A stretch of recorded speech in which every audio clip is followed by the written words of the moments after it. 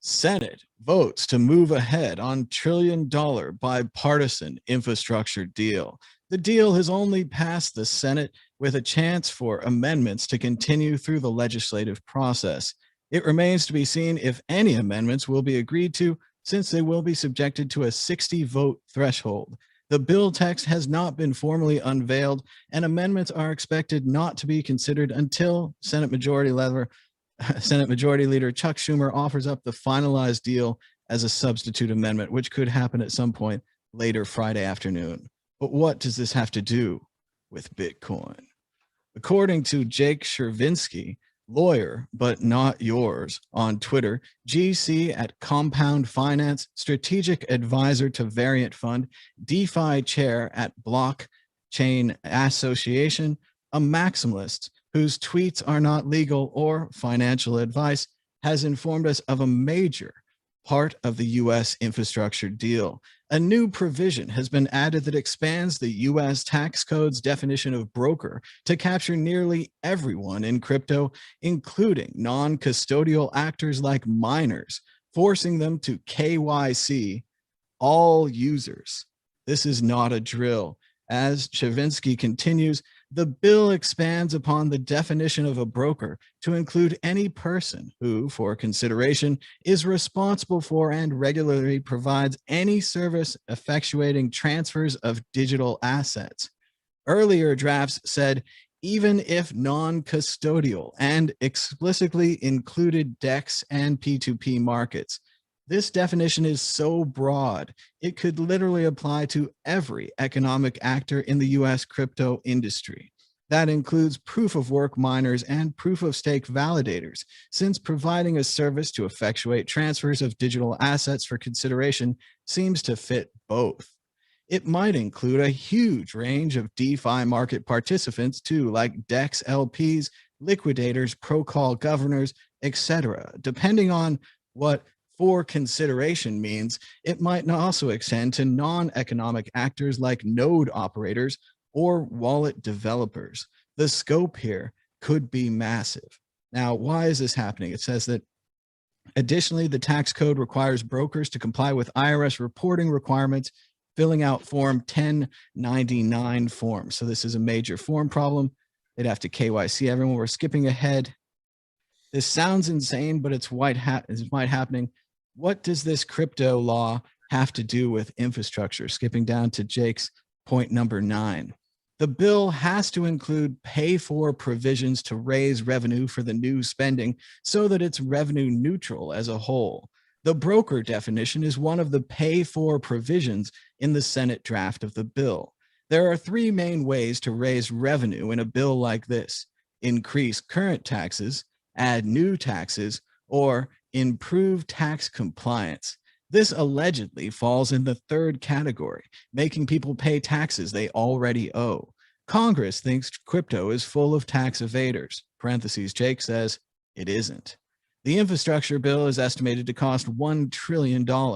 Congress scored the new broker definition at an added $28 billion in tax revenue. Jake says he has no clue how they got this number or how it's even possible to calculate. Regardless, this is no way to handle major new regulations.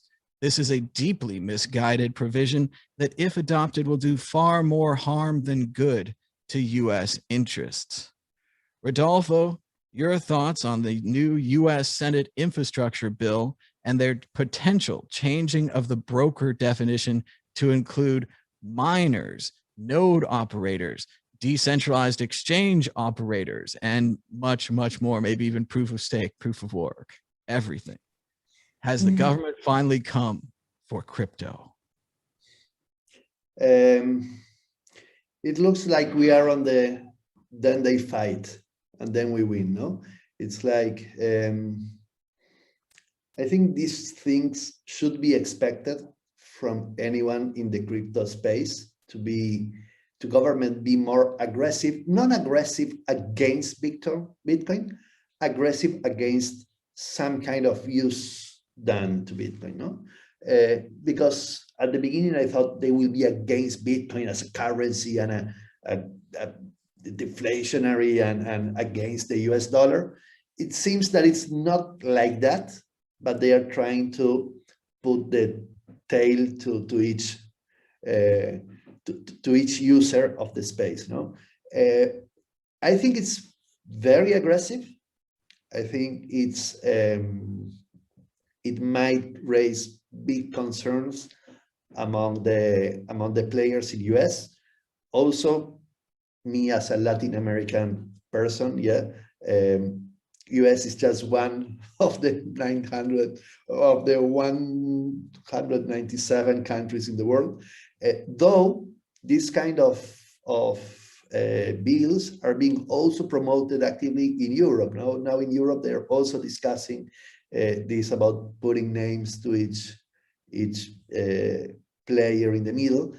I'm highly concerned about how you solve these expectations on the decentralized protocols. Yes, I'm so glad Bitcoin is nameless, and nameless in the sense of you can't push anyone to do anything. Yes, sometimes some decentralized protocols there is anyway someone who leads the development or the existence of it. No, beyond being open source, it's like if you push someone, then the protocol will also change.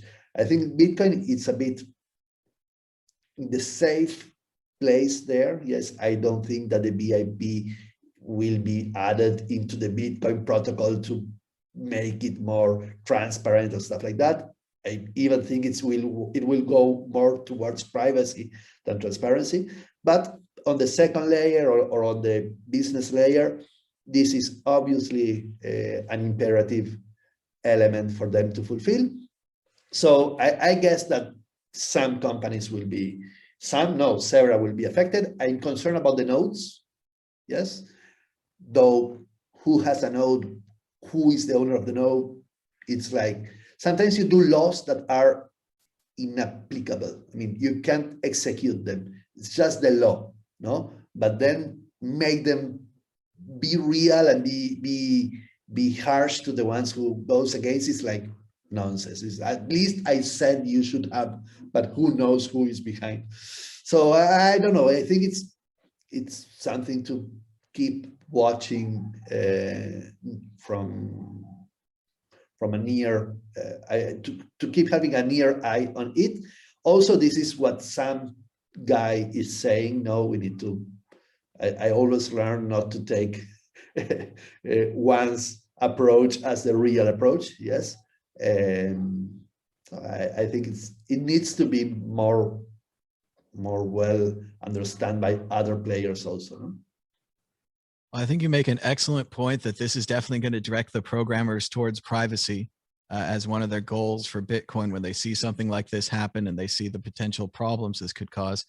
Everyone talked before when the Trump administration was on their way out about Steve Mnuchin and how he was going to do a similar thing. The main thing that keeps coming back in these bills is they want to create a surveillance environment for crypto where they can start gathering data so then they can start busting people. So they keep coming back to that over and over again, which, like Rodolfo said, is going to drive the programmers to change the Bitcoin, to change the crypto, and to remove this surveillance ability in the future. Of course, in the present, this is bad for Bitcoin. This could cause US miners to move out of the United States. We just got them out of Canada. Now we might get them out of the United States. This might be the way they ultimately kill Bitcoin, driving it to the corners, to the edges, but it might not actually kill the network. The network might actually survive, which would be an even bigger affront to the people that are trying to do this to Bitcoin. This could also be bad as technology companies and smart people, universities, other people start moving out of the US if they're just going to arbitrarily decide stuff like this to get money. Instead of raising taxes, they just want to raise money, like the article said, with that third rail. You don't raise taxes, you don't have new taxes, you just adjust the dials until you raise more funds. So I'm against that.